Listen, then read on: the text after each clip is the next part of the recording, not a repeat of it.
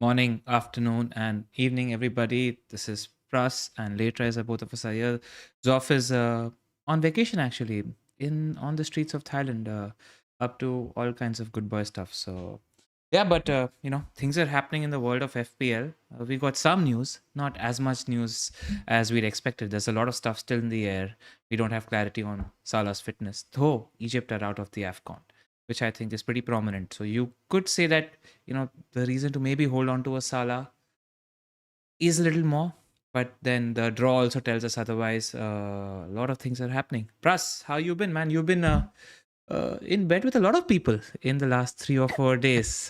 How's that been? I mean, in bed word is not the right wording, but yeah, I've been. I was with Adam and Baker yesterday on above average, and obviously the regular deadline dilemmas with Flapjack or Flappy J, as he's now known in the community, on Thursday. So yeah, it's been fun. This is my favorite time of the year, man, bar none. I mean, little bit of uncertainty, a lot of planning, and I like it. It's the fun part. Like different people like different aspects of FPL, right? I have my 3 tabs, behind my work Excel model. I have my 3 tabs of FPL, and I'm just constantly tinkering on what can I do in 26 to get that one extra player, and it's going to be fun. Tell me about your process behind those Excel models. Is there another Excel for FPL, or do you have a planner on, or what's your process when you're actually? Yeah, it's a tab at the end of my my work models, or anything that I'm working on. There'll always be an Excel open for FPL, and Nice. it'll have fixtures. This has changed now, to be honest with you. Like back in the day, and I say back in the day, even 5 years ago, it used to have all the fixtures between now and game week maybe 29, and I'll actually write down the fixtures for each of my players. But now you have other things like you have FPL.team, you can go and review. There's so many other things where you can just go and make it simpler, where planning is also easier, but doesn't change the fun of it. So it has changed, but still fun. Yes, I wouldn't forget to congratulate you. You've made your way into the top 100K now. So congratulations for that. That leaves both you and Zoff there. And hopefully I'm back in there soon enough as well. But let's not indulge in this. We've got a lot to go through today. And the thing is, the good thing is that both of us really haven't spoken in the past week, 10 days as well. So it'll be nice to know what you're thinking. And I think it'll be nice to just bounce off your ideas and have a little bit of a brainstorming session in terms of what we can do in the future. Right. So I'll Absolutely. just quickly get into the sponsor plugs. As you guys already know, all the tables, all the charts, all the stats that you see on our podcast are from the Fantasy Football Scout members area. If you aren't a member already, do click on the link in the description below. And there's some fabulous images. I'm going to talk about Bukayo Saka as well as Kevin De Bruyne later. And there's some nice tables pulled from the Fantasy Football Scout, which were members only articles. So if you do want to become a member, do click on the link in the description below. And as you know, that NordVPN are our partners on these pods, and we've talked about in the past, the privacy features, the threat protection features, and just the fact that you can access a wide range of libraries outside of your country. But there is a new campaign that they're running from the 7th of February to the 20th of March, and so if you sign up, you basically, if you're on a 2-year contract, you get 4 months extra, and you get certain gifts. So if you're in the UK, US, Australia, or Canada, those gifts are basically Uber vouchers, Uber Eats vouchers. And if you're in India and other countries that are outside of those 4 that I mentioned, you actually get another 3 months free. So it's essentially for 24 months, you get 31 months. And that is on top of the discount that you'll get if you click on the link, which is nordvpn.com/the FPL Wire, which will be in the comment section. Lovely. And I'm actually just glad Pras told me just before the pod that his mic that was supposed to come back from US today actually is coming back tomorrow. And it's great that he's got this mic just for the helicopter view that we're going to be doing. Pras, the floor is yours. What's happening? What are we looking at? What do managers need to be wary of? Lots is happening. So look, firstly, what has happened since Game Week 21? We now know the finalist of the Carabao Cup, which is Liverpool and Chelsea. So that immediately creates a blank in Game Week 26, which you can see here, where basically Liverpool and Chelsea's opponents, which is Spurs, and Liverpool's opponents, Luton, will all blank. This is now confirmed. The Chelsea Spurs one isn't confirmed from 100%, but actually in the app you'll see that it's been taken off. Very small chance it goes into the midweek. You see this gray column on the right, but the reason they won't put it is actually a very silly one. It's because it's a big game and they don't want it to clash, so the TV companies don't want it to go there. So for our purposes, we should assume that Game Week 26 will be a blank for these 4 teams.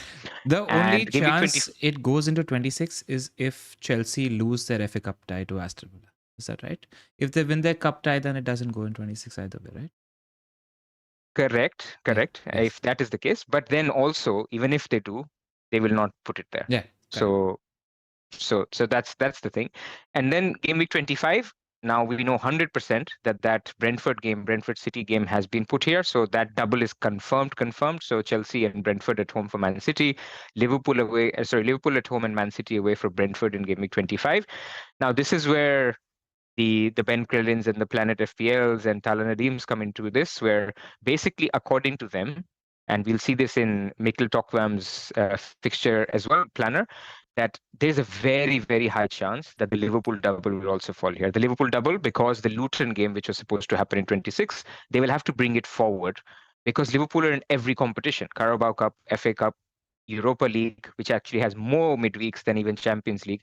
So there will be basically a very high likelihood that you will have a double in Game Week 25 for Man City, Liverpool, Brentford, which is a bad one, like I said, and Luton, which is okay.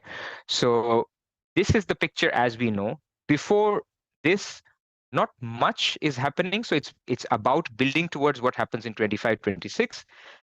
But then the next thing that we have found out over this weekend is, or over this huge game week, is that we now have the draw for the FA Cup 5th round. So this you see in front of you is the draw for the FA Cup 5th round. I was very disappointed with this draw.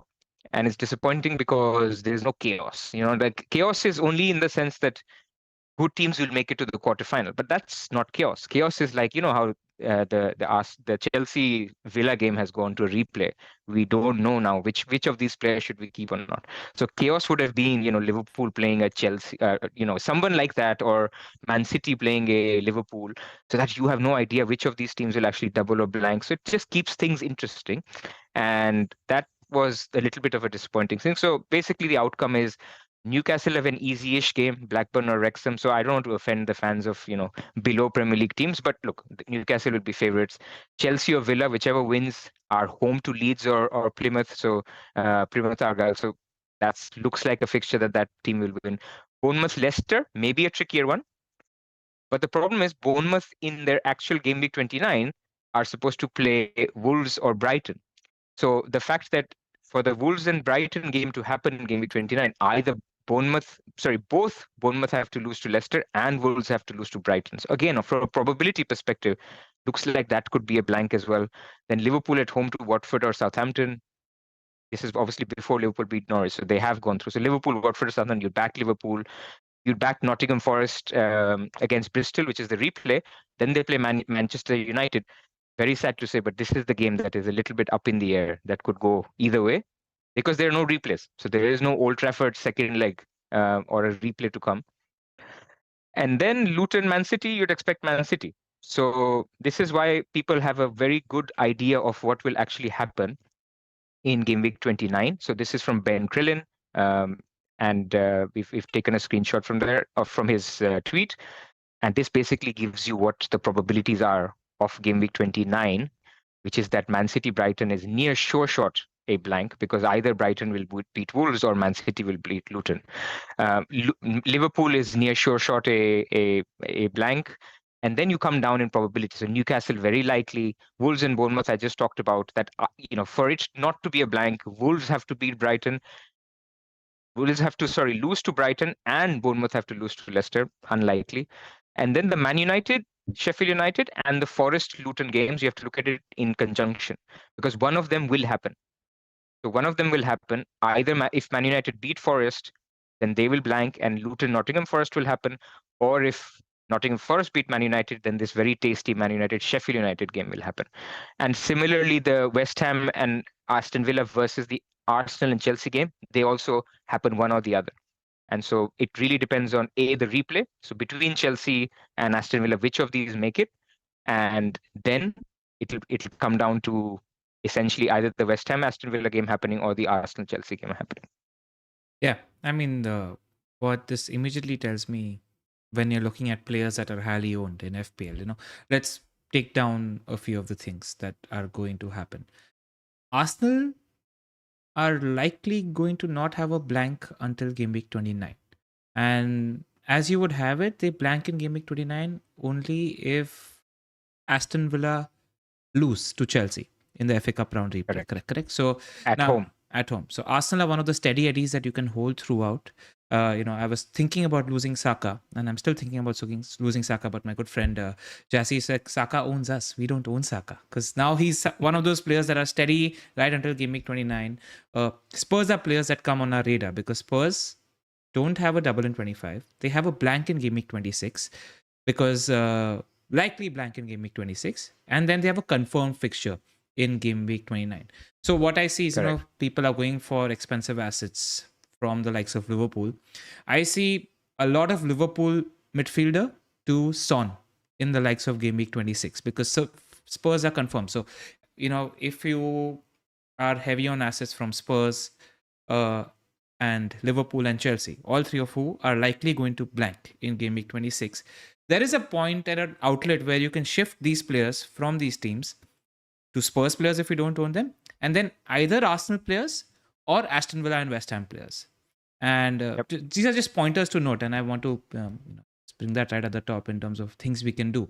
Because the fixtures 26 onwards for the likes of the teams that we mentioned. Aston Villa in 26 has Nottingham Forest at home. So you're likely going to take a hit for an Ollie Watkins if you don't own him. And then you're going to get another Aston Villa assets. Then you have Luton away, Spurs at home, West Ham. That's a good run of 4 fixtures. Similarly for West Ham, if that game goes ahead. They've got Brentford at home in 26. And then they've got Everton away, Burnley at home, and Aston Villa. So the likes of Jared Bowen could be very popular as a transfer target in Game Week Correct. 26. And if this game is off, then you're looking at adding to your Arsenal quota. And Chelsea. Yeah, but the thing is, Chelsea blank in 26. So you're not going to get... So you'll have to do it from 27 onwards. That you're going to have to do it from 27 onwards.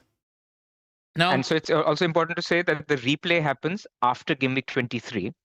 So we will know by Game Week 24. Of course, they have this easy-ish round 5 as well. They have to win that as well.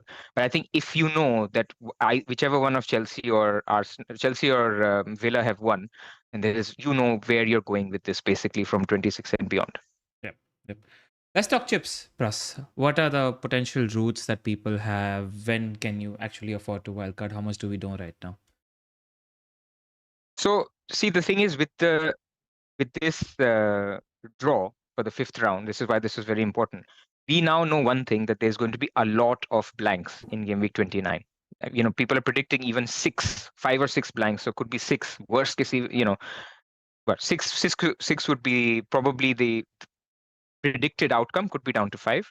So what then this means is, not only does Game Week 29 look very bad in terms of the number of fixtures, there's a huge volume of games that need to be rescheduled in 34 and 37.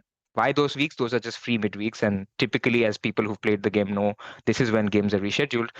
So what it means is they will become harder weeks to navigate without a free hit. You could do it, but if you're using a free hit in like Game Week 26 because you're down to 9 players, if you use a free hit, you're up to 11. So you gain 2 players.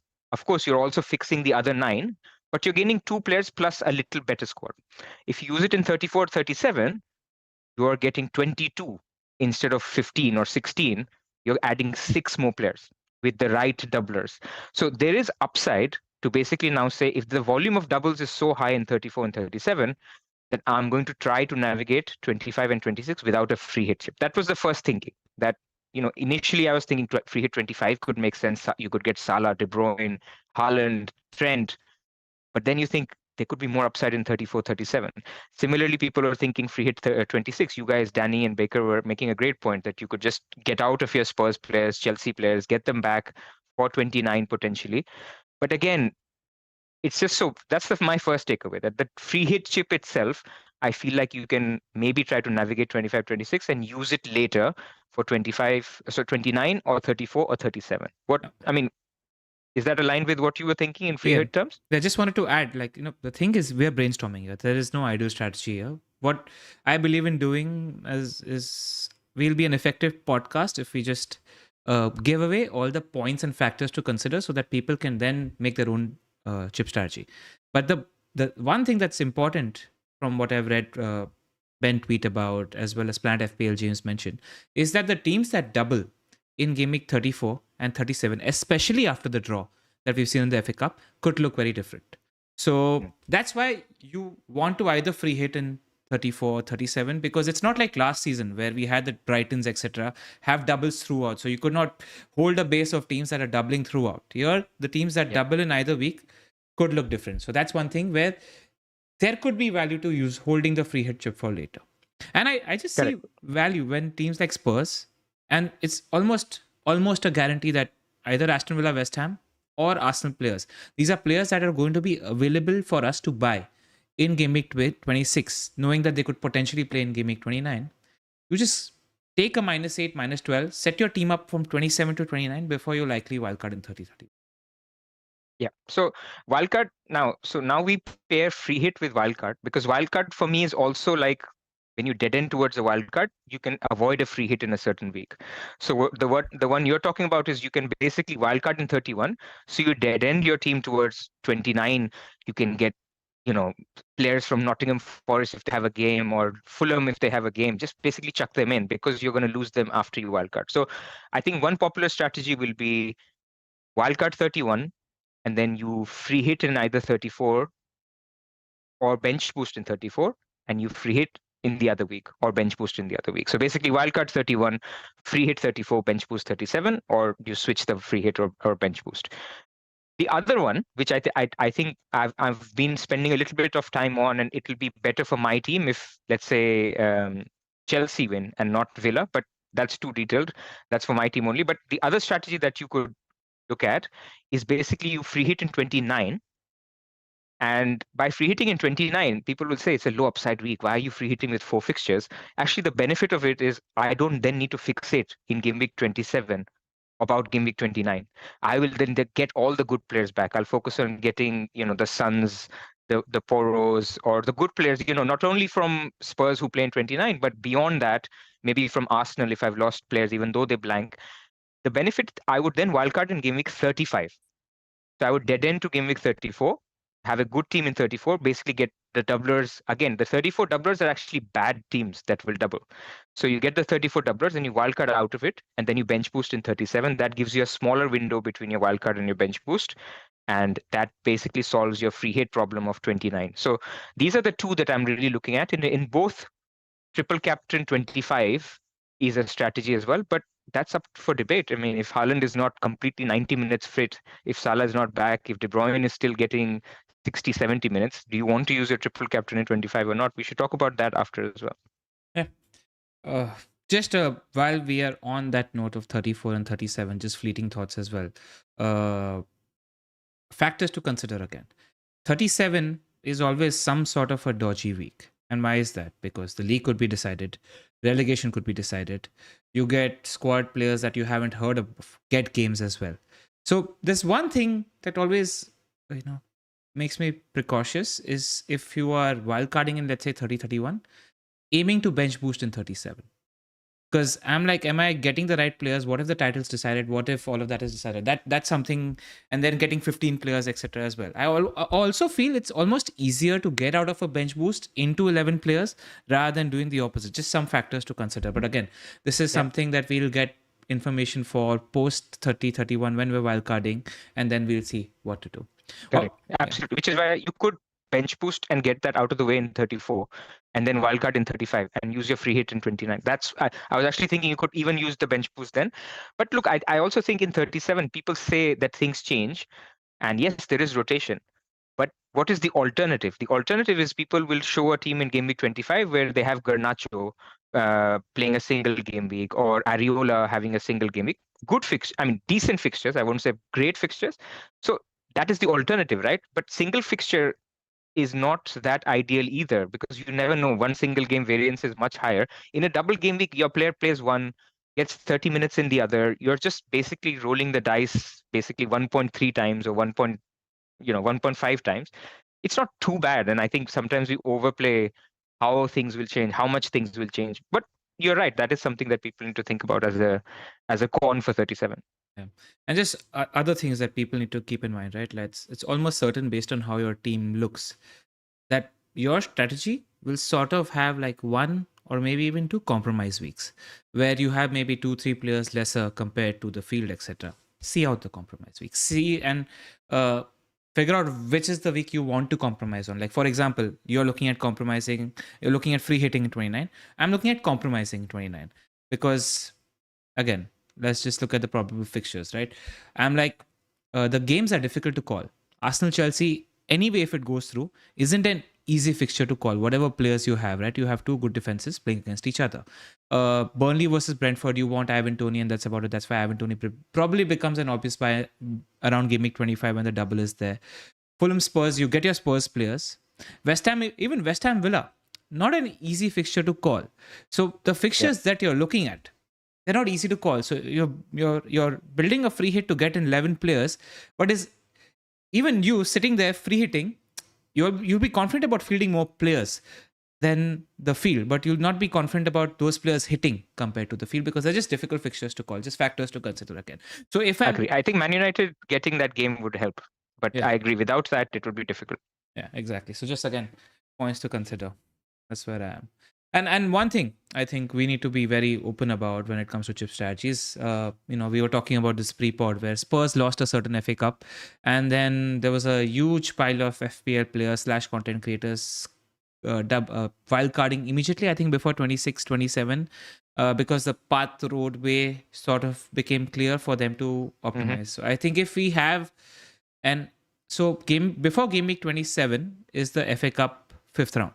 And again, there are no replays. So we'll have all the results, right? So we will know what Game Week 29 looks like completely. So there is a, Correct. and we will have predicted fixtures for Game Week 34 or something of that sort. What's going to be the? You cannot be certain because it will be certain if the FA Cup quarter semi-final draw is easy, but we don't know that. So it will be hard to still know which falls in 34 versus 37. But you can look, what you're saying is absolutely correct. If Liverpool have an upset, right, and they then have a game, or let's say Man City or Brighton, the worst happened, Man City or Brighton both lose, and they have a game, you can then make a wildcard team in Game Week 27 for sure. And in fact, I would even say people who've used their bench boost. So I had these questions a lot in my previous tweet. If you've used a bench boost, actually an earlier wildcard could be your advantage. You could basically make an early wildcard. You can choose to ditch 29 or free hit in 29. But basically, you're saying, I'll just set up because everybody's working towards fixating on 29, dead ending their team. I'm going to pick up points as they come. Yeah. I'll pick up the good fixtures for, an Eze or an Olise or a Huang, which everyone is going to avoid because they don't play in 29. There are points to be taken if you wildcard earlier. Yeah, yeah. And I think you just need to be mentally prepared for that, And in fact, I see some sort of reverse psychology coming into play. Because what's going to happen, let's say, for example, Liverpool have that cup upset that we're talking about. People are going to think they just took a -8 to field some more players in Game Week 26 by selling the Liverpool players. Now Liverpool have an upset. It's almost going to be like... it's some sort of fallacy. I don't know what is sunk cost fallacy, something of that sort. Where I've taken a -8. Now I'm really using my wildcard to bring that back in. It's fine. Have an open mind. It's almost like a semi bluff, And if you get the hand that plays the cards, play the cards. It's okay. Just have a very open mind. And I think there is a slight chance if the runway opens up clearly, we could be looking at a Game Week 27 wildcard as well. Absolutely. I mean, last 2 wildcards I've played have been 2 days before the deadline, because things just opened up after something happened, and that could be it. I mean, this is a less turbulent season than the last 2 seasons where there were so many blanks and doubles that things just changed by one different fixture or one upset.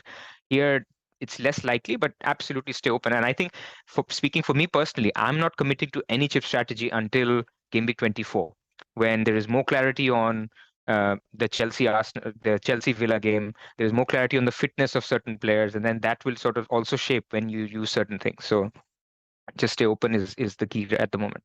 Nice. I think that covers the big picture, purview, etc. as well. Any other pointers to add? I think, or we can get into the now of things.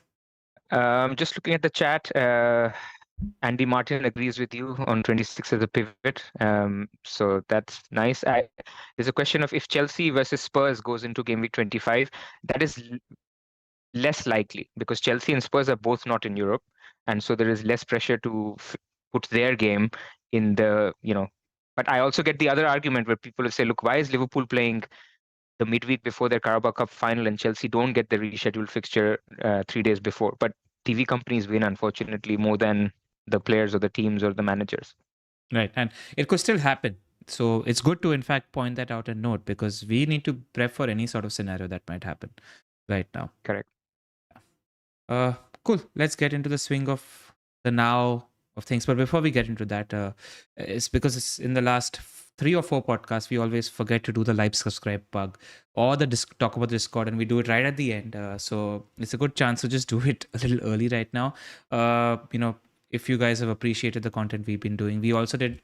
This is sort of a planning focused podcast. We did a player focused and a team sort of podcast with good friends Baker and Danny about 3 or 4 days ago, which was 2 hours long. So if you want to listen to that as well, feel free to do that. If you've liked what Pras and I have done with the whole planning thing as well, just it'll be nice if you give us a like and subscribe. We really appreciate it. And it's blank and double gaming season. It's a good time to talk to fellow FPL managers as well. So if you do want to converse with us as well as the brilliant group of people that we have on our Discord, you can become a member on YouTube, or you can support us on Patreon on patreon.com/the FPL Wire, and come hang with us in the Discord. Because I think last sort of 20 days was snooze mode for the Discord, but I think things are going to get rolling after today's pod. It's the time when you want to chat FPL and listen to a lot of content. I mean, honestly, somebody like in one of my groups said, hey, by the way, the Bournemouth game, what if it goes into Game Week 28, the Bournemouth-Luton? Solanke then plays Luton at home and Sheffield United at home. That's a triple captain. So it's like, I was like, yeah, that's right. I mean, the probability is low, But at this stage, I mean, you're just absorbing information on possibilities, and there's a certain possibility of anything to happen. So, yeah, I mean, this is the time if you want to dive deeper and sort of join the community, and Discord is great. Yeah. Right. Speaking about teams having clear runways, I think sitting right at the top of the ticker, Manchester City is a team we talk about. Plus, you own Foden. Aaron Foden. You have to start thinking about who you're potentially going to be targeting for Game Week 25 for that double for Chelsea and Brentford. Who's on your list? What are you thinking? Um, Haaland definitely, obviously, but I'm happy to wait and see one game of his. If that's a start, so be it. If it's 20 minutes, that's great. So I'm planning for Haaland next week, so not planned this week. And then it's the third one. And the third one, of course, if you ask me who are the three best picks, it would be De Bruyne, Foden, and Haaland. But the third one, and for me, De Bruyne is third. So I think Foden and Haaland are above him. Um, I just think he comes with a lot of other issues that I can't solve. So if I get De Bruyne in my team, I can't get a Darwin and a Jota, or I'll have to sell a Saka or a Watkins, and I don't want to do that for the next 2-3 weeks. So therefore, my answer is the third pick is either no pick or a defender pick. And there's a question in Discord on which City defender would you pick if you were to go for the run in. I think the answer is the guy who's played 90 minutes in pretty much every game so far, which is Kyle Walker. Now, we don't know what is his ex naughty ramifications of what he's been doing, but look, you have to assume that he's the guy that you will get. So at the moment, I don't think I can get to a Walker. So my thing would be either I get to just Foden and Haaland and just leave it, or I can even go for a Guardiola, but I have no faith in how many minutes he will get. It'll just be basically a dart throw.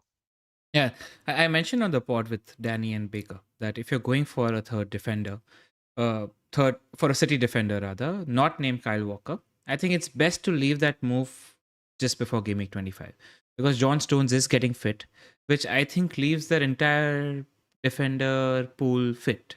Now, what Pep is going to do in this phase of play with all his defenders fit is your guess is as good as mine and it's as good as Pep's guess at the moment because even he doesn't know who his starting defenders are going to be in that phase. So outside of Walker, I get Walker ticks a lot of boxes. They've got good clean sheet fixtures. You've got Everton at home and Burnley at home, and another easy fixture away before that as well.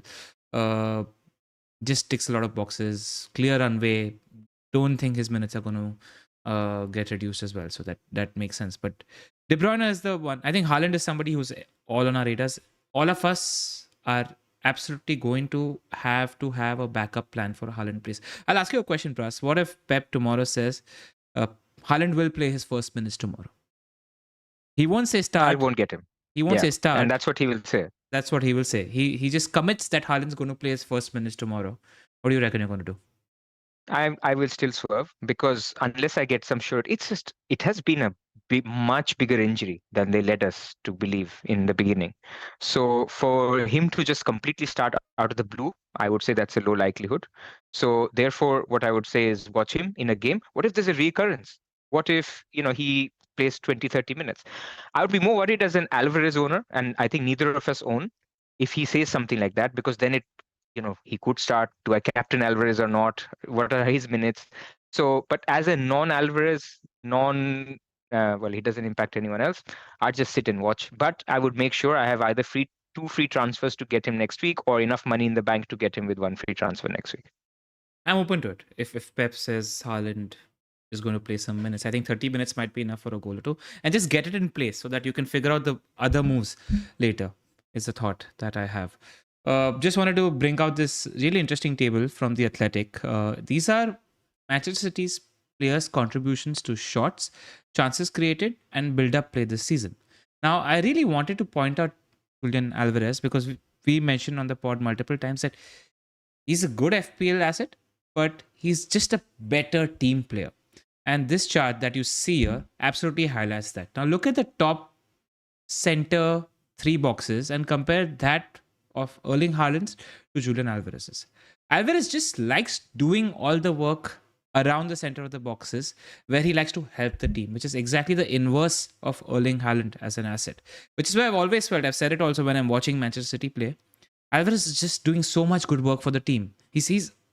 I think a good comparison for Alvarez as an FPL asset would be Bobby Firmino, because he does a lot of good things. He plays center forward, but I don't think he's tip of the spear center forward for City. Like even when they're playing and they're making runs into the box, the two central midfielders, Foden, Oscar Bob, they are making more sharper, more aggressive runs into the box. And Alvarez always tends to sort of hold himself back at the back of the post. So I wouldn't feel even he takes the boxes otherwise. He takes corners, he takes set pieces.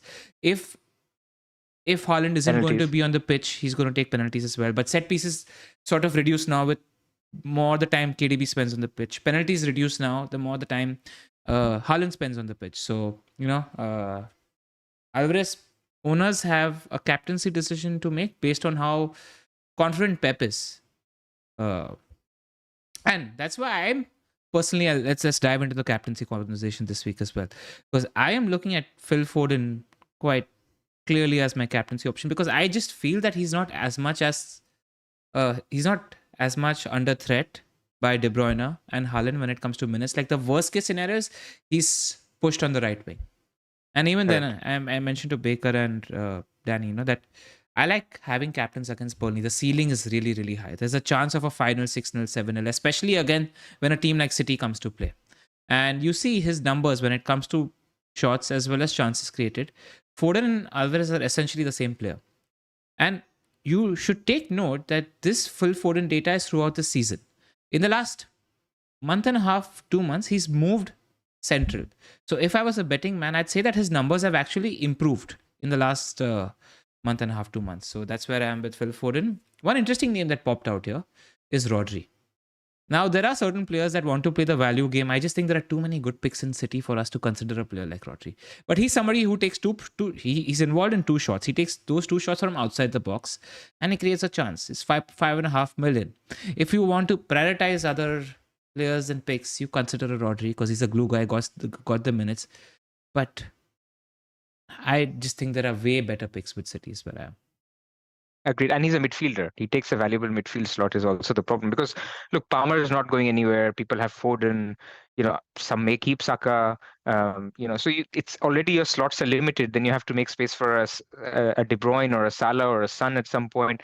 It's just difficult to hold Rodri for a longer period. And he's the kind of guy you get in draft, right? And then you know that over the season he'll get 5, 6 assists, or those goals, 3, 4 goals, and it's enough. But for a double game week, you probably want more.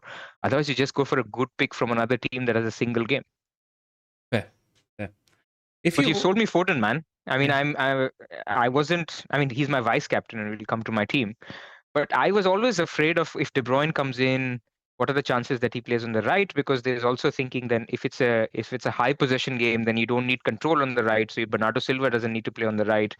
So you could have De Bruyne play with Alvarez through the middle if Haaland starts. So there was all these things playing in my head and saying, is Foden basically, what if he plays on the right? I'm not worried about him starting, which is why I just defaulted to Richarlison, and we'll talk about him as well later.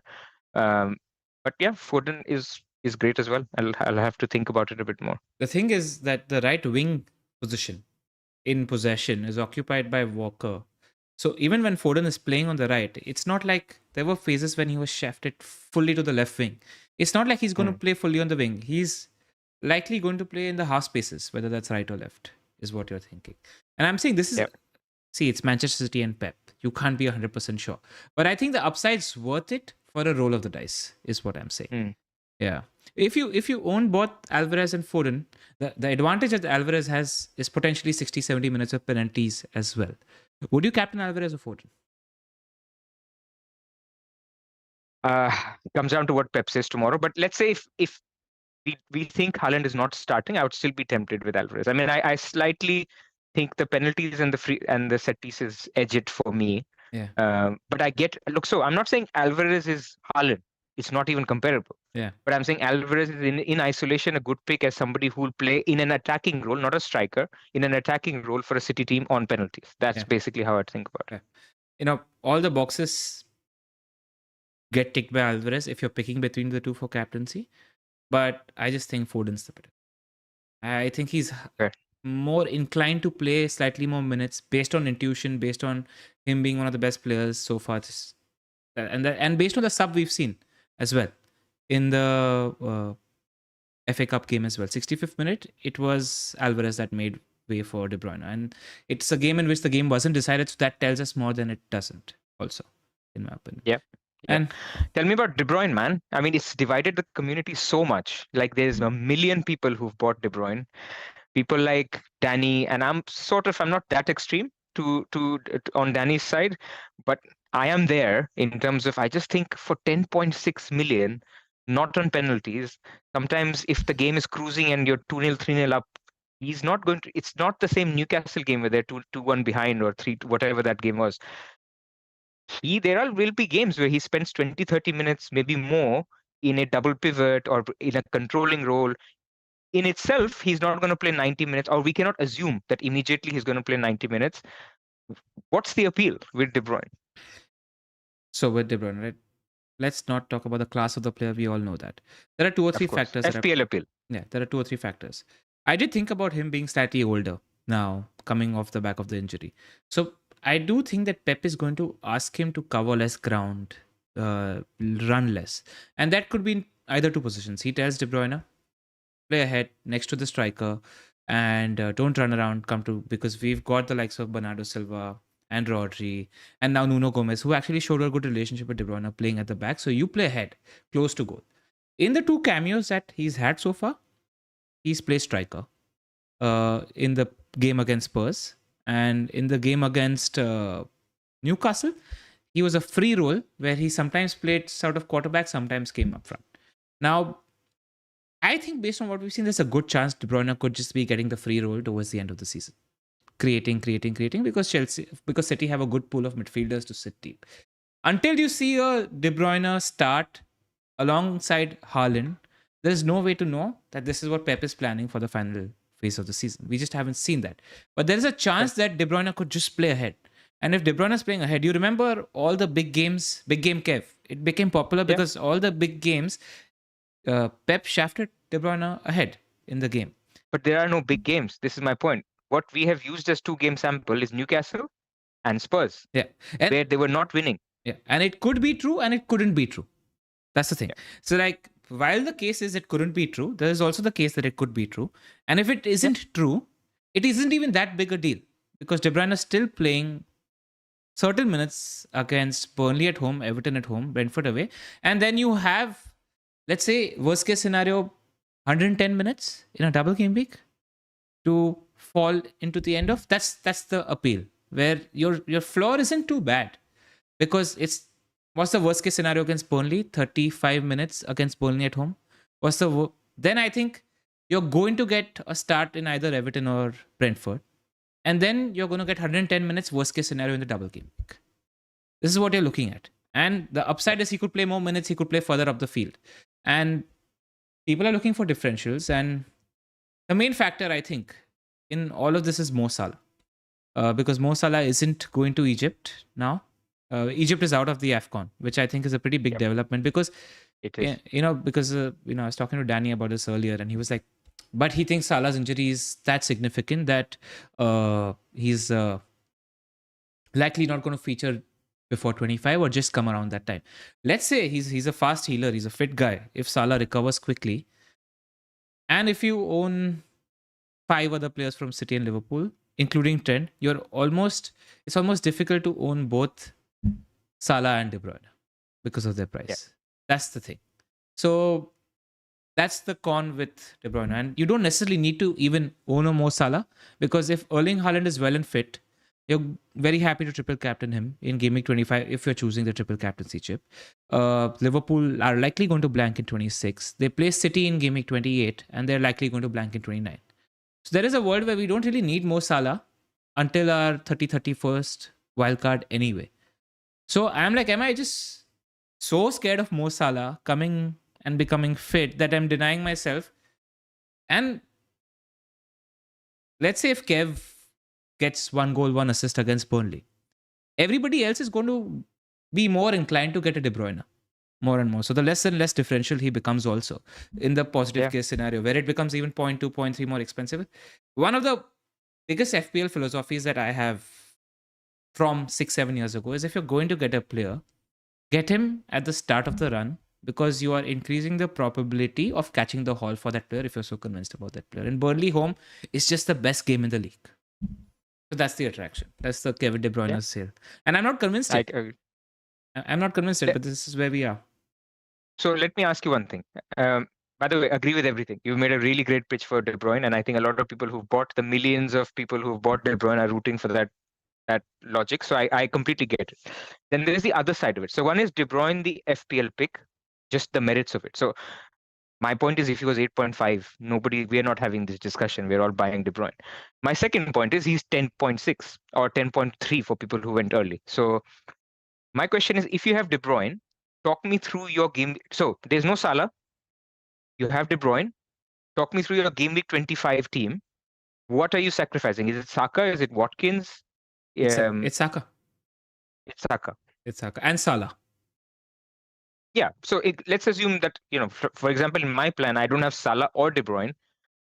Trying to navigate through this, and then somehow have stumbled upon a team with 6 doublers, 11 in 26. But it doesn't have De Bruyne or Salah, which is a big, big issue if they go big. So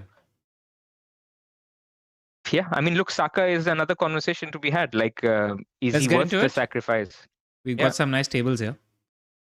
Let's get into it. Right. Okay. Just wanted to understand, because there's been a lot of chat about Mo Saka, even on this podcast. And I've actually said that he's looked a lot better in the last couple of weeks, last 3-4 weeks. Now, in the red, you see Saka's non-penalty XGI, game week on game week. If you see the dip midway through 23-24, it's almost somehow on par with his last season and the season before that. And there is a high spike in the last 5-6 game weeks, where his underlying data is as good as it's been in the past 2 seasons. Just to cite some data, he's missed 4 out of his last 5 big chances, and the last 16 chances that he's created in a row have not been converted. So he's one of the most underperforming assets when it comes to points to underlying data, where if you look at point 21-22, the difference between NPXG and goals and assists was 0.39. Last season, he was plus 8.11. But I do think Arsenal had a case of massive overperformance last year as well, where a lot of the shots that he was taking from outside the box, etc., were just going in the back of the net.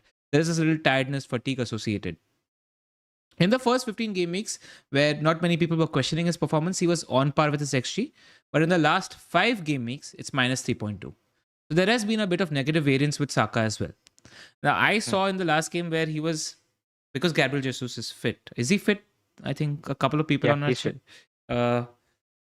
People were saying that he doesn't know how to come in centrally, but he was just occupying a lot more central positions than he was previously. His underlying data is fine. It's just that the difference between his underlying data and actual performance, which you could say is due to fatigue, might be a case.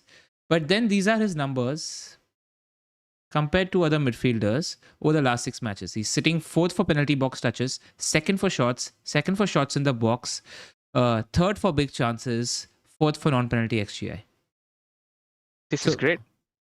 In the last 5-6 matches. So that's the dilemma. Like, Saka owns us, man. He's a good... he's a good aren't pick. You basically saying that he's a very, very good pick who's been a little unlucky, or very unlucky maybe, and not had any penalties? Yeah. Especially in the last 4 or 5 weeks.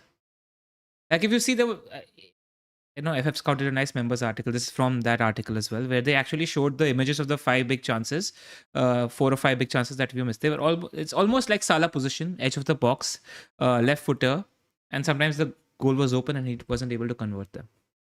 That's where we are with Saka to Salah. That's why when we come to my team, the likeliest move to get De Bruyne is by selling Saka, and which is why it's a big dilemma in my head. That's where we are. But it's good to selling Saka, and you'll have to buy him back for a percentage. So let's say 40% probability. Actually, no, 50+% probability that he has a game, because Aston Villa are favourites against Chelsea. So he'll have a game in 29. So basically, it takes 2 transfers to get to a De Bruyne, maybe a hit. And Saka has in 25 Burnley away, the Burnley fixture. Yeah, the Burnley fixture. So Sheffield United away in game week 27. Yeah. The home games are harder. Newcastle home, Liverpool home, but Newcastle have not been the best travelers. I just don't think I considered it. There was a moment where I was thinking, should I do it? I just it's a very head versus heart It's a moment. very head versus heart moment. It's And the essentially a head very says just keep him, man.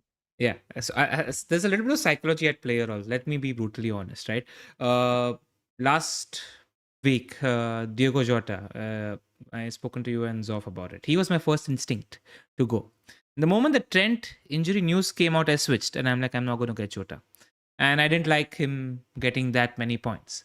And I've spoken to Jazzy, a friend who I talk about FPL a lot. I just told him, remind me by the time the decision making comes that my first instinct is to just get Kevin place. And it's a Burnley Yeah. home fixture. So I'm like, 5 years ago, I would have done it. I wouldn't have been so worried about effective ownership, etc., etc. But there is absolutely perfect sense to hold Saka through this phase. Now, it's about how I feel tomorrow when I'm clicking the buttons, honestly. Yeah. Yeah. No, Yeah. I mean, look, that this is at the heart of it. This is LR 1.5. So you got to do what you have to do. Yeah. But we're trying to have a debate for people who are debating the same thing. Yeah. Obviously, play styles differ. People who play like me, I shudder to think, how can I sell the guy on penalties who has data, top 5 midfielder data, Uh, because he's 2 million cheaper and it affords other things in my team and better for expected a De Bruyne minutes. and fit, completely fit. Yeah. 90 minutes. Yeah, exactly. Every rational in my head is like, hold him. And I even contemplated selling Palmer, who I bought last week for him. It's a thought in my head for De Bruyne. But then the thing with Palmer is he's a 5.5, 5.6 million asset that facilitates a lot. And he's bloody good anyway. Yeah. So that's the thing. And he'll facilitate a lot after the wild card as well. Yeah. Because Chelsea have good fixtures, you'll need him for bench boost and everything. But you can obviously buy him back. It's not an issue. Like these are now minute things. It's more about, are you selling a good player or a bad player? And are you buying a good player or a bad player? I think you're selling a good player. You're buying a very good player with a double. So logic is there, but then it can backfire as well. Yeah, it can backfire. I mean, what can't backfire now? Most of us are selling good players while if we're not, putting off fires at the moment. That's it. Yeah. Let's talk about another midfielder. If you don't own somebody like Richarlison, would you get him? I'm inclined to say yes. I mean, if I'm talking about captaining him this week, he has a confirmed fixture, a confirmed good fixture in Gameweek 29. I speak to Baker and Adam yesterday, and they say, look, this guy's going to continue playing up top. Don't care if Son comes back, Madison comes back, Werner is signed. He's going to play up top. There are threads written by Tifo in Athletic saying, look, he's made for the Ange system because he takes first shot, second shot, basically to shoot on target. He just takes one touch, two touch, which is perfect for scoring in the Ange system. Why not get the guy who's playing out of position in one of the most attacking teams in the league? Yeah, fair. So you're saying people should get Diego Jota? Yeah. Well, But- if he plays in attack, Yeah. you mean Darwin, Yeah. But I do feel like we're in a privileged position getting him in place already because people that don't own him now have a decision to make because fixtures for Spurs are good right through 29. And now they're only missing 1 week and that's 26. Then if you're navigating that week, you got a confirmed fixture in 29 to dead end also. There's good reason. I think having a confirmed fixture in 29 sort of elevates getting Richarlison also. You just have to hope he's playing first striker. We've been mentioning on this podcast that he's actually improving week on week, playing that center forward position with his best game being against us. I mean, City didn't give them an edge, but that game isn't going to be like any other game that they're going to play now. So that's where we are. And 3 home games in the next 4, where Spurs are ultra attacking at home. I mean, even more so than away. And then the away game is his old home ground. And Richarlison cares about stuff like this. He's just the kind of guy that is thinking he's going to Everton. It's just the next 4 are fantastic. And then after that, after the blank, Crystal Palace home, Villa away, again great fixture, Fulham away, Yeah. Luton at home. So a lot of people are actually thinking about wildcard. If you dead end to 29, they're saying we won't wildcard in 30, we'll wildcard in 31 because Arsenal play Man City. Who do Spurs play in 30? Luton at home. Just a great fixture. It's almost if Richarlison is Spurs striker come game week 27, his price rise is nailed on in game week 27. Like no matter what Yep. you do, it's just nailed on. I mean, you'll have to add a second. One won't be enough. So people will get Son and Richarlison or Madison. Yeah. That could be very popular. Yep. Yeah, you just have to think about how many are okay fielding in 26 and then how you're managing your hits around that. What we're gonna do. Pras, I'll ask you a Correct. question. If Haaland news is positive tomorrow, whenever that decision comes in, who are you likely to sell? Would you sell Solanke or Watkins for Haaland? I'm selling Wood. Yes, you have an easy solution, but like most people, Okay, so you meant for other people. yeah, So I think Solanke, because I think one thing we've now seen is the chances of a Bournemouth double are a lot lower. And the thing is, Bournemouth's fixtures, the next three are very good. But after that, I think he's a sell anyway and a buyback potentially. But he is a sell because he plays Newcastle away and Man City at home. yeah. So I still think Newcastle at home are a good defense. So I'm not changing that stance. But away, they've changed a bit. But those two, you don't need him. So then you're saying West Ham away, Fulham away, Nottingham Forest at home. Good fixtures. Bournemouth are very hit and miss, but he always tends to do well anyway. I think he could be the one to go. I just think Watkins is his fixtures are His incredible, fixtures are incredible. Like, uh, and there's a oh, chance he plays in 26, the blank game week when there'll be a pressure. He has a very good fixture, Nottingham Forest at home. There's a yeah. chance he plays in 29. He has Luton in the middle. I just don't think he's the guy you lose. Like you think very hard before losing Watkins because you will probably want to buy him back at some point. He's nailed on as a buy in 26 if Villa have a game in 29. Nailed on. Yep. Like, you're sitting with Nottingham Forest at home, you're going to buy him at that point. Even more than Tony Yeah, because he has the better games in that period. exactly. Exactly. The likes of Poro also become semi holds now. If you can afford to bench him in 26, that's a situation. A lot of people were looking to sell him. That Spurs confirmed game in 29 changes a lot, though. It changes, but I think what people need to think about is in 26, what is their bench? Yeah. So you will carry three Liverpool players or two if you're going with two doublers. So you can only sell one or two of those. Or So for me, three. I'll have three Liverpool. Yeah, I mean you can keep all. So if you have, let's say, out of the ones you sell, you've got one Liverpool left over. So in my case, I'm thinking Trent will still be left over. I'll have to bench him in 26. I'm not going to sell Palmer. I bought him at 4.9. He doesn't leave. And then the third one is Richarlison. So therefore, I'm thinking if I need 11 out, I might have to sell Porro, but it's not easy because I'll probably want to get him back immediately because I want him for that run from 27. But I think I'll have to sell Porro and come back out. Maybe some people need to do the same thing with Richarlison or somebody else to make sure they put out 11 Which you don't need in to do. 26, which you don't need to do. I agree. Yeah, I which you agree. You don't don't need to have do. to. Yeah, like 9 is, I think you're fine even playing 9. If there's a compromise week, like just think about that. That said, if teams have a confirmed fixture in 29 that have a decent runway to 29, I see -8 and -12s flying in Game Week 26. Correct. They'll get to 11, which is why I Yeah, think about your bench because you'll somehow find a way to take hits to get to an 11. So yeah, think about who you want to carry through 26 rather than who you want to play, and that helps me at least. So Palmer definitely on the bench, Richarlison definitely, and I think one Liverpool you will have to have yeah. unless you take a -8 or 12 or get rid of all your Liverpool. Yep, yep. Nice segue. Just laid this sets us up perfectly, like Harry would say on Traitors. 3 Liverpool that you're targeting for Game Week 25 double. Again, question of what do I wish? Of course, I wish Salah and maybe Darwin and Trent.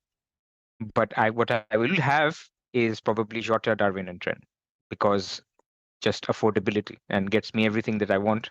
But I definitely will have. I have not owned Darwin all season. It's not nice watching those games. Even if he misses, it's not comfortable. The guy is just he gets chance after chance. And after game week 10, LR is thinking, "See, I told you guys Darwin was the guy to get." Look, you're right. So Yeah.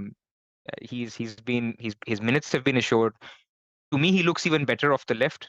Like if he plays off the left, I think there's less pressure. But look at his chances in the last couple of games. He's a lot more relaxed. I think he's no brainer. So Darwin, Jota, Trent would be my three. Yeah. And I think whatever Liverpool or City players you're getting, it's almost worth getting them in Game Week 24 because 24. City have Everton at home and Liverpool have Burnley at home. So it's worth taking a hit there and then having 2 free transfers for Game Week, saving a transfer in Game Week 25. So you have 2 free transfers to play with in Game Week 26 because you're going to need transfers to get out of your blank players back then. So Absolutely. So it's worth it taking that hit early in 24, setting up your players for the double, and then saving in 25. Just another thought that I had. Absolutely. I think Yeah. that would be the plan for a lot of people. And look, I mean, in my case, when we'll talk about my team, I'll mention it. I might have to go for a Jota this week, which Chelsea at home feels fine, but then Arsenal at home doesn't feel as fine. But I think it's okay. I'm just setting up the team that I know I will definitely want, Yeah. and just feels okay to get a Jota or a Darwin this week as well if you need to. Yeah. I mean, we're just not as worried about their minutes anymore because we think they're first choice. Even the last game was indication of that also. So, Jota also a good pick, I think. And they're in a title race. It's Klopp's swan now. So I don't think he's going to compromise much. He's going to rotate players. I don't think you can be as sure shot. You'll have to take the odd 30 minutes on the chin, but the 30 minutes of a Liverpool striker in the last 30 minutes of a game, I don't think it's a huge problem. You can carry that through as long as you're not captain. If you're taking it for 5-6 weeks, you take one benching or two benching, and I think that's fine. For the upside of a Liverpool team, Yeah. I think that's fine. But there's two problems with Liverpool. So one is the White Walker, as we're talking about the teams that the players that we want. There's a guy who's out of AFCON now and is recovering. And obviously we're all thinking about, or many have taken out Salah. What happens if he's fit in game week 24? And that's what basically makes me a little bit skeptical on making any plans right now, because plans will change if Klopp tomorrow says Yeah. he could have a chance for Arsenal, right, which is a week away. So he's out of this game against Chelsea, no chance. But for Arsenal, we'll see if he can make it. Everything changes. Everything changes. Everything changes. I'm going to pay close attention and I hope we get news on Salah because it's somehow related, right? Like Salah is related to Haaland's fitness also in a weird way. Because if Haaland isn't fit, you want a strong captaincy option and a potential triple captaincy option because we want to play the triple captaincy chip in 25 if we can help it. So Yep. if Haaland isn't fit, you want Salah as a captain if Salah's fit. So even those two are somehow connected. Even getting 3 Liverpool early, like Jota, Darwin, and Trent in your team, committing to that now. And if Haaland isn't fit, then you're worried about who to captain. Like that's sort of Correct. yeah. And then coming to captaincy, there's a quirk where in game week 25, if Liverpool do get that double, their second game is Luton at home. That's the midweek. What do they have on the weekend? The The Carabao final. Cup final. Yeah. That's really annoying as well. Like Yeah. he will rotate. What happens? Will he rotate? We don't know. Will you be confident enough to triple captain a Darwin knowing that he could be rested against Luton? I know we've been talking about his minutes forever, but before a Carabao Cup final and it's Luton at home, you can play Gakpo. You can play Elliott. Yeah, but you know what gives you confidence? It's a title race with Man City. Like that's the thing you hold on to. Like just again playing devil's advocate and saying City won't give Liverpool an inch. They can't afford to drop a point now in the title race. So but the thing is Gapco is perfectly fine. There is a Yeah. school of thought maybe he plays a Gapco in the cup final because it sort of suits that sort of control game also. So but again it's roll of the dice. Yeah. It's roll of the dice. You So make a go. this is where captaincy is going to be very tricky as long as we don't have a nailed 90-minute Haaland. And the fact of the matter is we may not have a nailed 90-minute Haaland for the rest of the season. We don't know what his injury is gonna look like. We don't know. We don't know how he recovers, how much he needs protection. Can he play midweek? And last season we were given this gift, which actually turned out to be relevant because everybody had him, everybody captained him. But this season now it's going to be trickier, where some people might just say, look, if this guy's only getting 60 minutes, I'll maybe keep him, but I don't need to captain him every week. More people will start going against him as a captain option. It's going to be an interesting time. This is why, for me, I will wait, no matter what happens for Haaland, to watch him in a game. If he starts and scores a hat trick, fine, I'll get him after that. But there's also a chance he starts and gets a recurrence or only gets 10 minutes, 20 minutes, and he's really eased back into the game. Yeah. Fair. So Trent becomes a triple captaincy option then in 25. Yeah. Could do. Could do. But do you see Trent missing Luton at home? Yeah, midweek? again. Not With, really. with Bradley doing so well, He did well. He did well. He's done well, and I won't be surprised if actually Klopp plays both together also, because Bradley's done really well in that role for Liverpool. But I think Trent, Salah if fit, Darwin and Jota are the four you look at. Robbo and Van Dijk, if you fancy them. I think Van Dijk is always a good pick now because Liverpool have become better defensively. He donged in the FA Cup as well. He's always good for a goal. You don't mind having a Van Dijk, so I don't mind that as a pick as well. And we haven't spoken goalkeepers because I think a way to cover without compromising on a team of a spot in your first team is getting either Edison or Allison in place. What do you think about that? Um, without getting which two? One of the two keepers, right? You either get a City keeper or a Liverpool keeper in place that sees you through the runway. And if you have another keeper, again, think about that later. You're not compromising on your first team players because, again, the single game week fixtures in 25 aren't bad either. Yeah. Look, Edison, no. I don't know. Maybe it's because I've been burnt, but I just don't think there is a high enough ceiling. In Game Week 25, my Yeah. other keepers, I seem to remember they have a good fixture. Yeah. I think Areola has Nottingham Forest away, and I think Dubravka has Bournemouth at home. I don't care. I don't need Edison. So that's the other thing. I don't need that upside from a double game week keeper when my original keeper has Bournemouth at home. Yeah. The only way I can see a case for a keeper transfer, and I'm going to name the most useless keeper that has been, but he could be in our thoughts, is Flecken. Yeah. Because what will happen in game week, if after game week 23, if Aston Villa win and Newcastle is expected to win, people will suddenly realize they don't have a keeper in game week 29. And then they will say, actually, I'm going to make a transfer for a keeper in game week 29. Maybe I don't need to make that transfer, but maybe if I get him in 25, I'll get a double out of this keeper. Yeah. And I'll get a game week 26, and I'll get a game week 29. Flecken's their man. So that could be a hit that could come. Yeah. They bought a third keeper in this January window, by the way. They bought this young. They have. So there's Flecken, there's Strakosha, and there's a third keeper. I was reading about it. It's more like a young keeper that they want to get in place. And even Thomas Frank said that, no, we believe in Flecken, but I just won't be surprised if he's dropped anytime. Like, that's the one. We'll have 3 games. Let's see 3 games. But it was just a thought when I was doing my planning. I was like, keeper transfer, we may not have a keeper in 29. So which keeper makes sense? So then I tracked back and I said, maybe Flecken 25. I want to see your Excel sheet. Can you send me a screenshot at some point? I just want to know what it looks like. I'm quite curious now.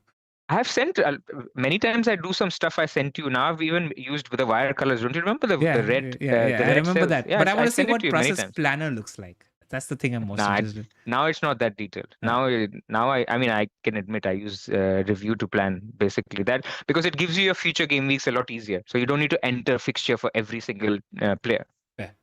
Fair. Right. What else do you want to cover? We've discussed the 2 double game week teams. Just in terms of news, Gabriel looks like he could be fit. Arteta said that it's going to be a last minute test for Arteta, for Rice as well as Gabriel. Trent played 25 minutes in the last game, so we are assuming that he should be fine for the Chelsea game as well. Just that Bradley's done well in his absence, so I do think that Klopp might take the liberty of resting him once in a while. What else do we have? Let's talk Newcastle. Parmo is asking for people like me who are holding Trippier. What should we do? Because Newcastle's fixtures actually turn really nicely after this week. They play Villa away, but after this, their fixtures are really good. So if you had Trippier, you can think of it like you have a player that can give you an 18-pointer in any game, or you can have the view that Newcastle's defense has tanked like completely in the last 6 to 8 weeks from the team that we were saying is the best defense in the league 8 weeks ago. And it was, I still stand by that comment, to now becoming a bottom half or even a bottom 5 team. What do you do with Trippier? You hold for a week or two and sell him by the time 25 comes, when you're going to need the money for Haaland or Salah. Like, that's the thing with Trippier. For the doublers, you'll need to sell him. Like, enjoy Luton at home. Maybe enjoy Nottingham Forest away as differentials. And then you're probably going to need the money. Bournemouth at home, 25 though. There is upside. But I hear you. If he disappoints in Luton at home and Forest away, I don't know if Newcastle, remember what Forest did to them at St. James's Park. That's the thing though. Like, there are better teams in play there. That's all. Bournemouth, you sell him because it's still, Bournemouth are still perfectly capable of scoring now. Like, our perception there needs to change. So that's where I'm with Trippier. What about Gordon? He's a decent hold. But you're going to eventually sell him for Jota or Foden, is what I'm thinking. By the time the double comes. Because the thing with Newcastle is right, that we now know that they don't have a very highly likelihood of a fixture in 29. That's the thing that's changed Yep. with Newcastle, which was earlier the case that maybe Newcastle could get a nice little draw and they could play in 29. We still don't know about the upsets. I actually think that's a fixture for an upset, by the way. Like Blackburn or Wrexham at home, I wouldn't be surprised to see a result there. Away, actually. They're away. Yeah. And their away form is dire. So maybe. Yeah. That would make Eze and Olise also actually good options because they have fantastic fixtures, 26, 28. I wanted to talk about them because I think they're great options even now, because for them to become great options, in my opinion, both of them need to be fit. And Hodgson today said that Olise is fit. Though I'm expecting 25-30 minutes. I was reading the transcript of the press conference, and Hodgson's like, the medical department has advised me against it, but Olise has told me he's fine, so I'm probably going to play him. He's going to save his. He's looking to save his job as well. So save his job, exactly. They become really good picks only if both of them are playing in tandem. If one of them is injured, then it becomes easy to double mark that player and have not have anybody else to worry about. So that's my perception of these two players. Yeah. Look, I mean, they've got the 3 promoted teams at home in the next 8 weeks. Yeah. So Sheffield United home this week, Burnley at home in 26, Luton at home in 28, and then Newcastle at home in 29. So if that Newcastle game does become an upset, then I think people will double up Olise as a, could be a good shout to dead end the team. Yep. Let's talk Palmer. Is he 100% hold? Just reading out fixtures, Liverpool at home this week, Palace away in 24. Then they've got City away. Old team, old club said drop. He might have to prove a point, but it's still City away in 25. Blank in 26. And potential blank in 29. And a Newcastle home fixture in 28. It's not a clear runway, you know what I'm saying? Well, the blank in 29, at the moment it is likely to happen. The game is likely to happen, then not, because they're expected to lose to Villa. And even so if that's it does the first happen, starting point. It's Arsenal away. Like, you know what I'm saying? It's Arsenal away. Yeah. I hear you. But my point, I guess it's dependent on how early you went on Palmer, right? I mean, somebody like you who has no value tied up, value is not a discussion. For me, $1 million of value, me bench boost, I don't care about early transfers, but for losing $1 million on a player that I know I definitely want in Gameweek 31 wildcard is a little bit of a stretch. I can see the argument to lose him. In your scenario, I wouldn't consider it. Exactly. Now, having said that, in my case, I'm not going to play him Man City away because I'll have enough doublers and good players from other teams that I will not need to play him against Man City. In Game Week 26, like I said, I'm planning to bench him anyway. And then the other weeks, Newcastle home is a good fixture now. Brentford away is decent. Arsenal away is difficult, but we will be at that time in a scenario where any player that has 2 legs and walks on the pitch is actually a decent pick. Never mind because we'll want 11. Exactly. Yep. Cool. I think we're an hour 10 into it. You want to get into our teams and maybe do a couple of questions later? Is there anything else you want to discuss as a talking point? Maybe, okay, let's spend 2 minutes on Brighton because there's been a lot of love on Brighton. And there's a dilemma in my head where it's a classic case of a team having a great fixture run, but this looming blank in Game Week 29, no doubles. And then you sometimes fall into the trap of, I'm going to avoid this team because they don't have any doubles. They have a blank coming up. People went to Stupinian last week, but actually a lot of people that went to Stupinian, they sold Trent to get to Stupinian. So whether that worked out or not, I mean, they got 8 points, but that may not be something that people can do now because Trent is now fit. So question is, João Pedro is scoring penalties for fun, scoring hat-tricks. Great pick, cheap, can enable a lot. Gross, you can have your jury out, but I think he's still a good pick. Solid pick, not a high ceiling pick, but a solid pick. You have a Stupinian. Should people look at investing in them now, or is it just avoid? Yeah. I think Gross doesn't have the upside to consider going over potential doublers that we're going to look at. But sure, I can see a world in which if it enables a few things, Estupinan and Pedro have enough upside to go there. Just one thing, I think Ansu Fati isn't far away from being fit, and Welbeck and Ferguson are fit as well. So that's 4 players in the centre forward and the number 10 position combined as well. That said, Pedro should play a lot more minutes. They don't have to worry about Europe for a month still. But it's worth mentioning that their striker quorum of all 4 players is likely going to be fit soon. And Adingra will be back, although they don't play center, but Adingra, Mitoma will be back soon as well. So, I mean, that attack will look better, but then the minutes will reduce a little bit. Another thing in terms of just adjusting our priors when we perceive a team is Everton, in my opinion. I just clocked it midway through the break that Doucouré is injured for a long term, and I think that's a massive, massive loss to the team. It fully shakes up the balance in that team. So how we perceive a game against Everton, in my opinion, shifts now because it just becomes a lot easier. It used to be a middling, slightly tough fixture, but Doucouré is a massive loss for that team. Hmm. Yeah, and Last team I want to talk about before we get to our teams is West Ham. I want to get your view on them because a lot of people went Bowen last week. And I see a lot of people selling Bowen for a Jota or a Richarlison this week, which makes no sense to me because Paqueta is nearly back. Kudus is back. West Ham play Bournemouth at home, and they could have a fixture in 29 as well. So, what do you think about a Bowen? Would you hold him? Would you keep him this week but look to move on? Is he like a Trippier where you keep what you sell later? if you're selling him this week, it is in the worst gamble because the fixture is this week, but after that you're moving into United away and Arsenal at home.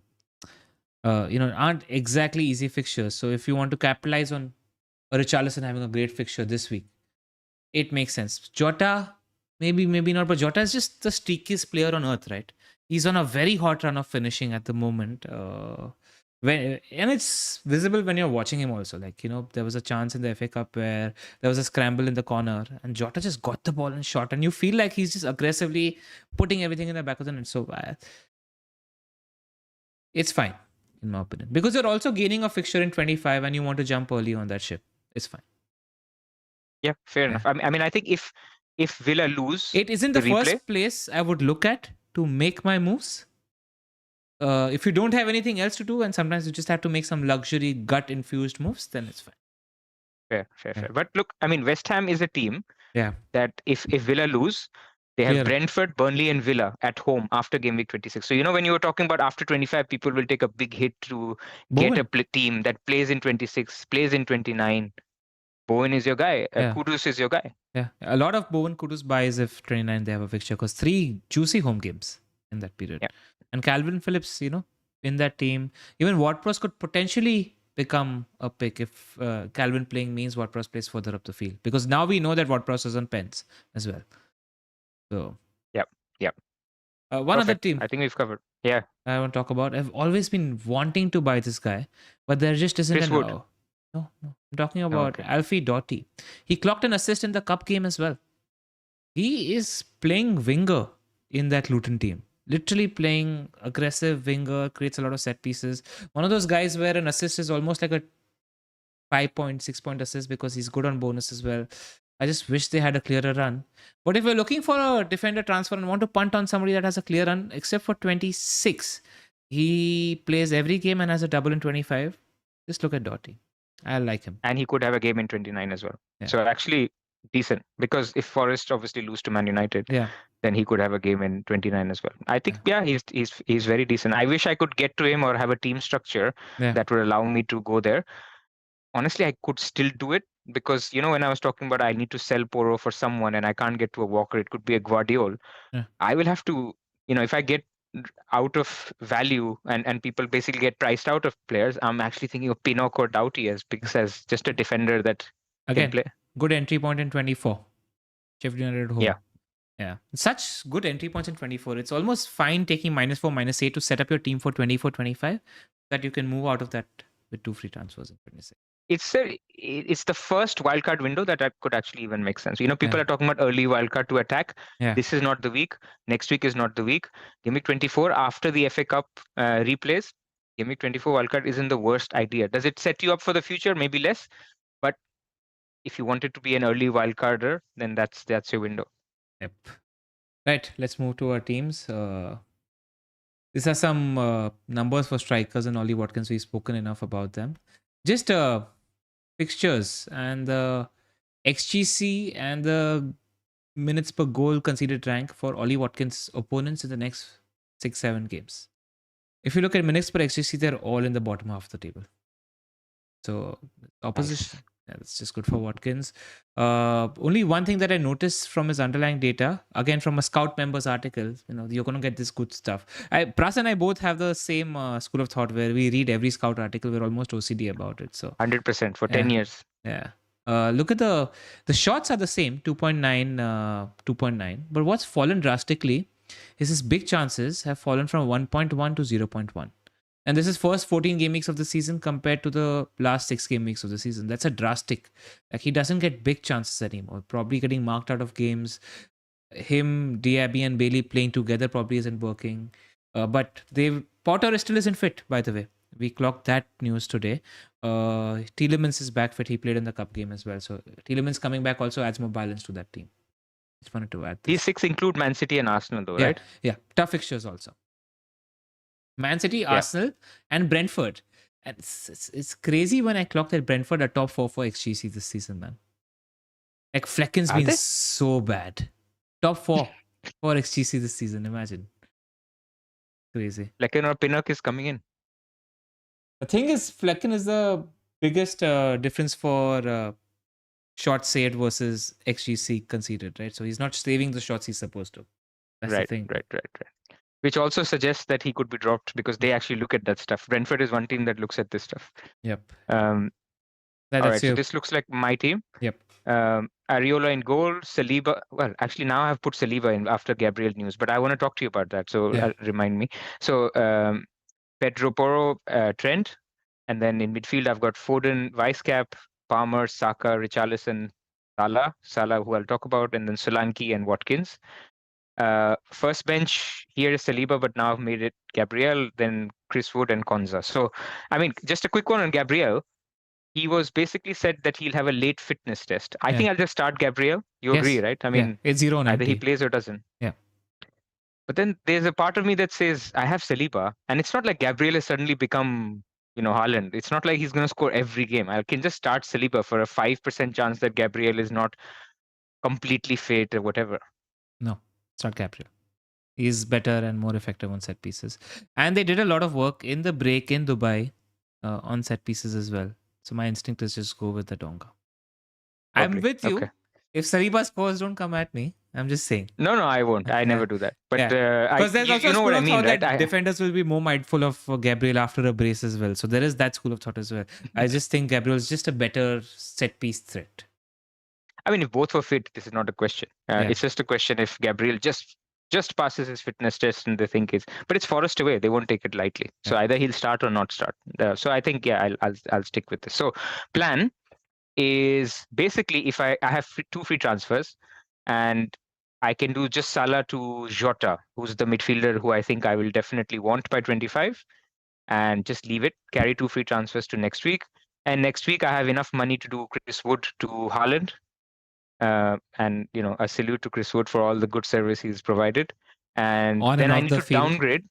Exactly. Yeah. And then I need to downgrade someone to generate 0.2. So I can just do Porro to Walker. Next week, Porro to Walker, Chris Wood to Haaland. So that would be done. But the problem is, if I did Walker, then the week after, for who do these guys play? Liverpool in Gameweek 24. It's a really juicy one. Burnley at home. I want Darwin. So Solanke to Darwin. So I want enough funds in the bank so that I can do Solanke to Darwin. So therefore, the Porro replacement will be someone cheaper. So that's why I had Guardiola in my thoughts, or I had Pinnock, or I had Doughty. So that's basically the route that I'm trying to take. So that by Gameweek 25, I have 6 doublers, which include Trent, Jota, Darwin, Haaland, Foden, and one other doubler. It could be a Luton guy, it could be Guardiola, it could be a Brentford guy. And then for 11, Game Week 26, I'll have 11 players because I'll have 2 free transfers that I will take. 3 Arsenal. Darwin and basically I'll be benching Palmer, Richarlison, and Trent. So Darwin and Jota will become Tony and some midfielder that has a game it could be Bowen, for example, that has a game in 26 and Game Week 29. So something like that is the plan. Okay. And you should consider selling Trent also, because the value of holding Trent isn't going to be great because 28 is City. So it's no, I won't. But it's just that I don't need a defender. Yeah. I'd rather choose the upside with a Bowen and a Tony. Yeah. Because I have 2 Arsenal defenders that I can play throughout pretty much. Yep. Yeah. Oh, I like the Jota move. Like you mentioned it, and it's almost obvious that we're going to need Jota. Even if Salah's fit, he's not fit. Jota's first choice centre forward for Liverpool. Like, Sounds like it. yeah, we need to plan for Jota. He's going to come in. Like, I'm thinking about it, and I have Darwin and Trent already. But if Haaland's looking like he's going to be fit anyway, Jota's just a good pick. Like, he's just a good pick. Exactly.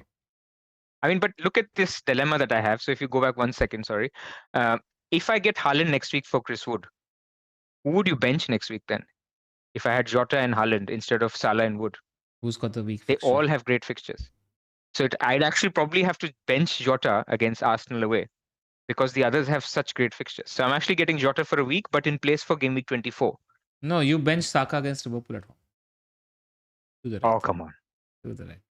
No, Jota, we've been here, Pras, before. Jota's a better FPL pick than Saka. If both are playing and both are No going to way. start in that game. All right, we will argue this next pod. We'll have to pod before 24 as well, so we can decide when we do that. Yeah, we will But pod. let's discuss. Yeah. Let's discuss when we do that. Obviously, it assumes Haaland is back. If Haaland is not back, I just stay with this team and again keep carrying 2 free transfers until Haaland is fit. Yeah. All right, this is me. I've got Dubravka, Trent, Gabriel, Porro, Foden. Let's talk captaincy. Richarlison. Oh, Richarlison. The one thing that I have about Richarlison is that the XGC data for Brentford, right? Like Brentford are capable of pulling off an effective low block on their day. That's the only thing that's but Baker is convinced that the matchup suits Richarlison. They're going to play 3 at the back, etc. All of that. Richarlison is going to find space. Madison is going to be playing this game as well. Not nailed on to be starting, but he'll get 45 minutes at least, I reckon, in this game as well. He's a good pick. And Madison, you mean? Yeah. Richarlison, is going to be is a good pick. Were you tempted at all by my Foden pitch to you? I am. I'm going to look at this Brentford top 5 XG data. I need to do some homework and look at a little bit on Foden. Look, press conferences sway SLS as well, right? I mean, if he says Haaland has had a setback again and he's going to get 0 minutes, then Foden suddenly becomes much more appealing to me. So not nailed, but I would say I'm 80-20 on Richarlison. I also think if you think Jota, I think he's a good captaincy shot. I genuinely think he's just a good captaincy option because Liverpool are capable of scoring 2 or 3 versus Chelsea. Yeah. Also an option. Yeah, just an option. This is my team. Dubravka, Trent, Gabriel, Porro, Foden, Palmer, Saka, Richarlison, Solanke, Watkins, and Darwin. So my potential move is either save or do Palmer or Saka to De Bruyne. That's literally what I'm looking at right now. And if you did Palmer to De Bruyne, how will you get Haaland next week? I haven't planned all of that. So I literally got the thought while talking to you because Palmer's fixture is good. So after this, I have to do some homework and see what the potential moves are going to look like. It's going to mean probably sell Saka at some other stage because I won't be able to afford things. You'll have to sell Saka next week or sell Watkins. Honestly, you'll have to do Saka and Watkins to Haaland and someone next week. I'm on the page. This is good content. People are gonna watch. It's brainstorming. This is what we said before the pod. We're just going to brainstorm stuff. I've got enough. I've got 1 million left then. If I do Palmer to De Bruyne, I can afford Watkins to Haaland. That's not bad. That's not bad. I mean, you're taking a little bit of a punt that Villa win in the FA Cup, but they could win. Yeah. I mean, they're actually expected to win. Exactly. That's the punt. But Watkins' fixtures are great. He's nailed on going to come in for Darwin in 26, irrespective of what happens. You know what I'm saying? Like, even if I sell Watkins now, 26, Darwin to Watkins will happen. And Saka to Jota will have to happen the week after. So Saka is going. Your question is, who are you selling now? If you're getting De Bruyne, the question isn't Palmer or Saka. It's who do you want to keep for 2 weeks? That's it. Yeah. Saka, you'll have to go for Jota. Yeah. I'm massively screwed in 26 then. It's a -8, -12 at that point. Then I have to see. Plan. Maybe compromise. Maybe get a defender in place. Something I don't want to do. Tag the fixtures with the attackers. Gusto to Walker will be LR 3.0 move. Yeah. Yeah. Analytic FC Yeah. LR. I'm podding with you and Zoff, so I won't be surprised if that happens, because it just makes sense. And I no complaints, man. Gusto did well for me, got me the points when I Yeah. needed them. So yeah, it's fine. Right. Captaincy at the moment, I'm on Phil Foden. But I'm also thinking about Charlison. Want to talk captaincy a little? Is Saka captaincy option based on the data I showed He you? is. Yeah. He is a captaincy option. People Yeah. just won't captain him because they don't like him now because the 2BS goals panel didn't give him the goal. Opta didn't give him the goal at the time of scoring when Gabriel scored. Yeah. Otherwise, he's done nothing wrong in the last 6 weeks. Except blank 5 times. But okay. Just wanted to add that. I know the underlying data is there. It was just the line was there for the taking. That's why I said it. Yes. No, fair enough. Fair enough. Right.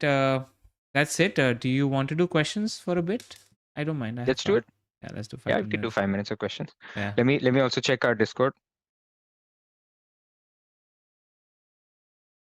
Guys, put your questions in the chat if you can. So, Buggen Boy. So I have neither Jota or Richarlison. Who'd you get out of the two? And he would captain them, whoever he gets, between Jota and Richarlison. Jota. Just for the sure shot doubler first. Yeah. You don't know who you want later for sure. Jota is somebody I think I don't see us wanting him in 25 changing. Yep, I've covered Palmer's question on Trippier. I've covered FPL Heritage's question on City defenders. Let's see, bench Gordon or Palmer? Palmer, no? God. So the theory that Villa I have, away. Highline Villa. I'll tell you what the thing about Palmer is. I think he's going to be playing striker in this game because Chelsea will want some control, and he's played false nine in a couple of games. There are murmurs about Broja. They got a 20 million offer as well. So I don't know how settled that camp looks at the moment.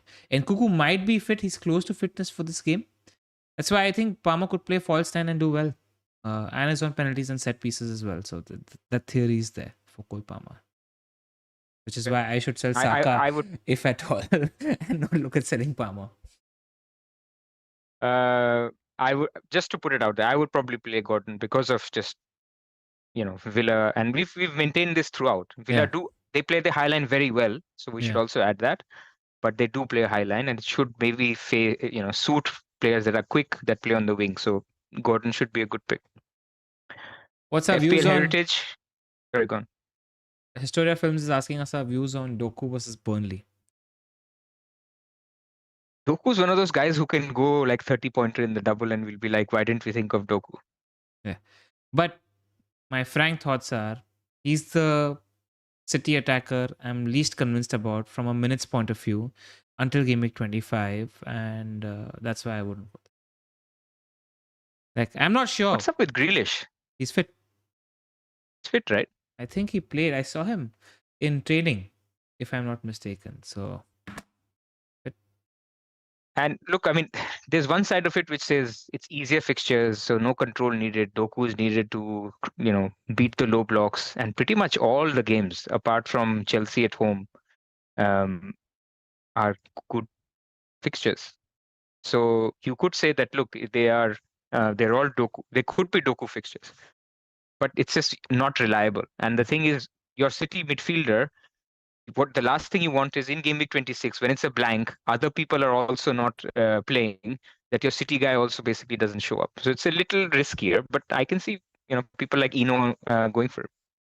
It's just the thing, right? The game when he got 22 points, like everything fell into his lap that game. Like there was a lot of happenstance where the ball just came to his feet, etc. And he got 1 goal and 4 assists in that game.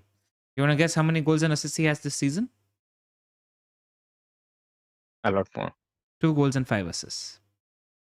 So outside of that game, he's got a goal and assist more this season. This is just that we've seen him have a monster haul. So there's a psychology in our head that he's got this monster potential in him. He hasn't proven much from an FPL output point of view so far this season. I'm just not convinced. Fair enough. So Bhavik Dedia says how to watch traitors in India, NordVPN. You can go back to the beginning of the podcast. Or basically, it's on BBC iPlayer. And Daily Motion, showing episodes for free.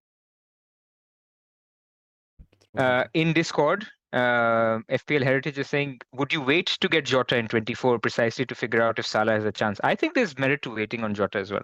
Just because you get Arsenal away out of the way, and then before the money fixture, Burnley at home, you just pick the guys who Yeah. you want. If Salah's fit by the time 24 comes, then you're probably picking, assuming you already own Trent, you're probably picking between Jota and Darwin, which is sort of like a roll of the dice. Yeah. Actually, could be dependent on which one's the most sellable asset. Also. Correct. Yeah. Where is the Yeah. least pressure point? I think we're good, Pras. Hour 30. I think that's a good time to end things right at this junction. We covered everything. Did you talk to Zoff on what he's doing? He said he just messaged once. Why is De Bruyne captain not an option? That's all we know from him, no? Yeah. Or have you heard anything else? He's looking at De Bruyne. He's looking at De Bruyne. What's his team looking like? Who's he going to sell? He might sell Gordon. Let me quickly go to his team. We've got time. I'm chilling as well.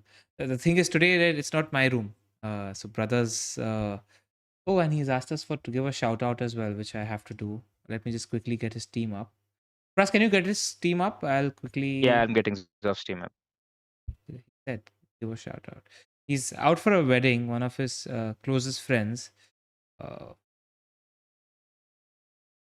to give them.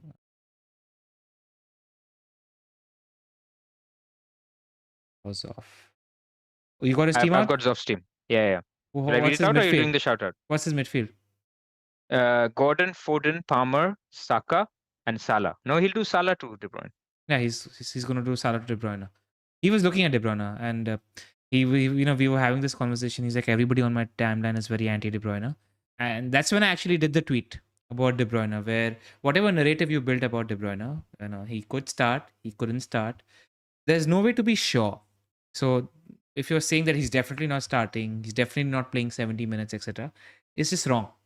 So if you're getting De Bruyne, like even if I get De Bruyne, I'm likely captaining Foden or Richarlison. I'm not captaining De Bruyne. That's how I feel about that situation at the moment. That's where I am. I won't be surprised if he gets De Bruyne, because he's one of those guys where if he shows his little leg, Nazwa falls for him. Like, cool. Maybe that's changed after Egypt are out, but let's see. I think that's where he was leaning towards, and maybe that also gives him funds to do Watkins to Haaland, like you had, basically a similar move to what you were thinking about.